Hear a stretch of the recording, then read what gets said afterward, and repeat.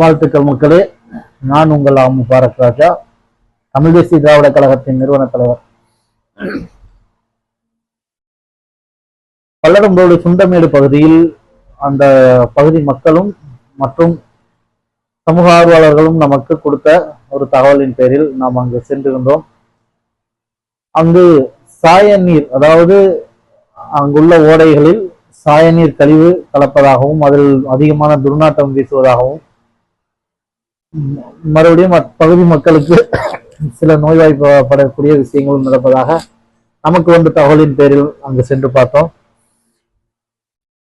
அது போன்று அதை ஒரு சின்ன ஆய்வின் அடிப்படையில் நாங்கள் தேடி பார்த்தது இரவு 1 மணிக்கு மேல் 1 மணி 2 மணி டைமிங்ல அந்த கழிவு நீர், சாய கழிவு நீரை திறந்து விடுறாங்க.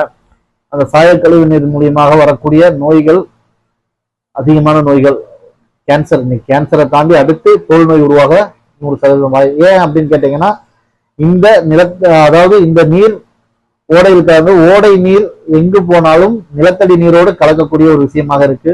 இந்த நிலத்தடி நீரை பயன்படுத்தக்கூடியவர்களுக்கு நிச்சயமாக தோல் சார்ந்த நோய்களும், அரிப்பு, மேலும் ஒரு சில நோய்வாய்ப்படுவதற்கு உண்டான வாய்ப்புகள் இருக்கு.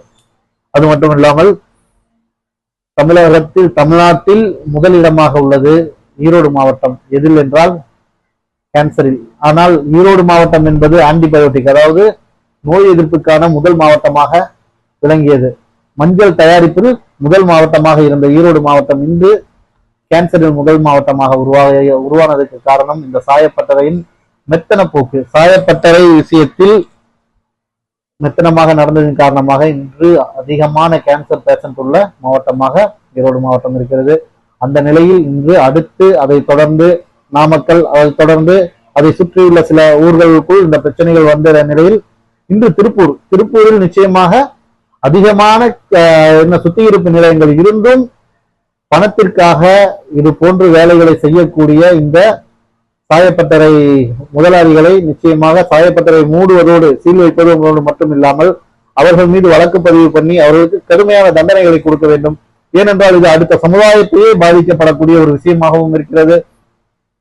மஞ்சள் நகரத்தை எப்படி கேன்சர் நகரமாக மாற்றினார்களோ அதே போன்று இன்று திருப்பூரை வேறு ஒரு விதமாக மாற்றுவதற்கான இவர்களுடைய இந்த முதல் துளியை நாம் முகத்திலும் அகற்றி திருப்பூருடைய மாவட்ட கலெக்டர் அவர்களும், மாசு கட்டுப்பாட்டு வாரிய தலைவர் அவர்களும், மாசு கட்டுப்பாட்டு வாரிய அதிகாரி அவர்களும் இதற்குண்டான சரியான ஒரு இதை எடுத்து இந்த நீர் எங்கிருந்து வருவது என்பதை கண்டறிந்து அந்த சாயப்பட்டறைக்கு ரொம்ப சீக்கிரமாவே அதுக்குண்டான ஒரு தீர்வை வழங்குமாறு வேண்டி